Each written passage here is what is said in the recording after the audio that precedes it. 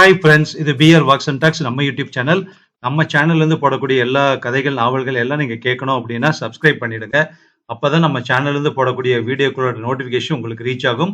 அதை ஓபன் பண்ணி நம்ம சேனல்ல இருந்து போடக்கூடிய எல்லா கதைகள், நாவல்கள் எல்லாமே நீங்க கேட்கலாம். நல்ல நல்ல அற்புதமான அருமையான கதைகளாக நம்ம கொடுத்துட்டு இருக்கோம் நம்ம சேனல் மூலமாக.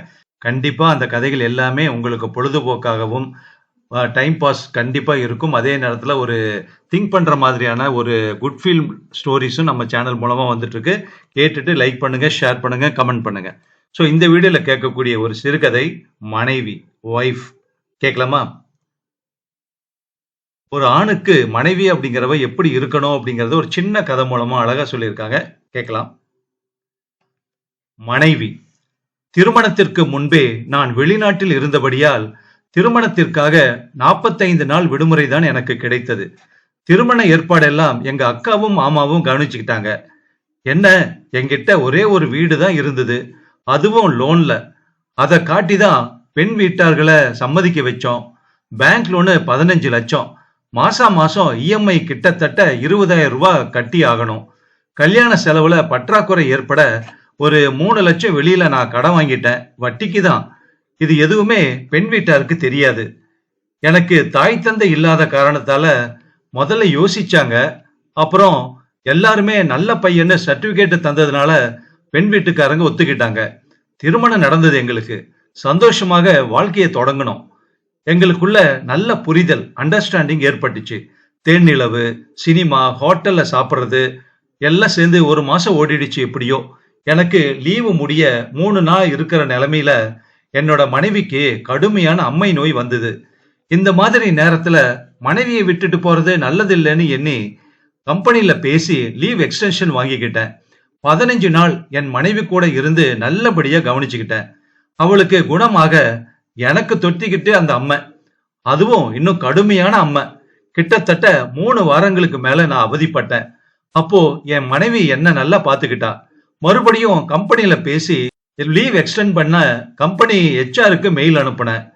அம்மை நோயின்னு சொன்னதும், இப்போதைக்கு நீங்க வர வேண்டாம், நல்ல குணம் ஆனதுக்கு அப்புறம் மெடிக்கல் சர்டிபிகேட் அனுப்புங்க, அதை நாங்க பார்த்தப்புறம் சொல்றோம், அப்ப வந்தா போதும்னு மறுபதில் இமெயில வந்தது. அப்படி இப்படின்னு அதுல 2 மாசம் ஓடி போயிடுச்சு. கையில் இருந்த காசெல்லாம் கரைஞ்சிருச்சு.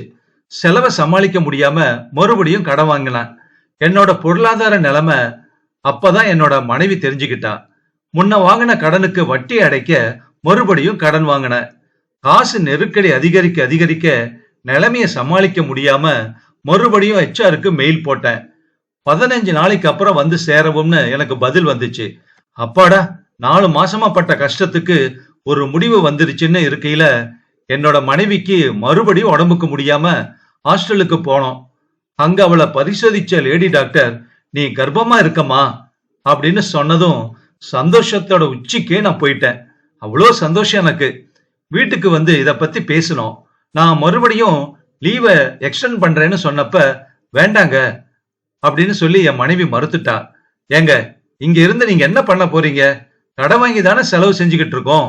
இன்னும் நீங்க இங்கேயே இருந்துட்டா குடும்பத்தை எப்படி ஓட்டுறது? நீங்க போங்க, நான் எங்க அம்மா வீட்டுல இருக்கேன், போய் முதல்ல கடன் அடைங்க, பிரசவ நேரத்துல நீங்க வந்தா போதும்னு அவ சொல்ல, ஒருவனுக்கு தாய் தந்தை இல்லைன்னா எவ்வளவு பெரிய சாபம் அதுன்னு உண்மையை அப்பதான் நான் தெரிஞ்சுக்கிட்டேன். மனைவி சொன்னது போல அவளை என்னோட மாமியார் வீட்டுல விட்டுட்டு வெளிநாட்டுக்கு கிளம்பி போயிட்டேன்.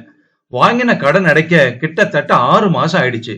இந்த 6 மாசத்துல ஒரு நய பைசா கூட நான் வீட்டுக்கு அனுப்ப முடியல, அனுப்பவே இல்லை.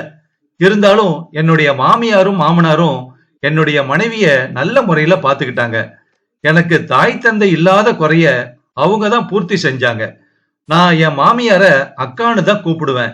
ஒரு நாள் போன்ல பேசிக்கிட்டு இருக்கிறப்போ என்னுடைய மாமியாரு நான் பணம் அனுப்பாதத அப்புறம் கடன் இருக்கிறத பத்தி எல்லாம் கொஞ்சம் சங்கடப்பட்டுக்கிட்டு, அதான் தம்பி, தாய் தந்தை இல்லாத உங்களுக்கு பொண்ணு கொடுக்க நாங்க யோசிச்சோம். இந்நேரம் அவங்க இருந்தாங்கன்னா இப்படி என் மக கஷ்டப்பட்டுட்டு இருப்பாளான்னு சொல்ல, என் மனைவிக்கு வந்துச்சு பாருங்க கோபம். அவ அம்மாவோட சண்டை போட ஆரம்பிச்சுட்டா. இத பாரு, நான் இருக்கிறது கஷ்டமா இருக்குன்னா சொல்லு, என் வீட்டுக்கே நான் போயிடுறேன். ஆனா என் புருஷனை பத்தி பேசுறத மட்டும் வச்சுக்காத, அவர் படுற கஷ்டம் உனக்கு தெரியுமா? இதையெல்லாம் போன்ல கேட்டுக்கிட்டே இருந்த எனக்கு என் கண்ணுல இருந்து தார தாரையா கண்ணீர் வந்துச்சு. எப்படி சார்?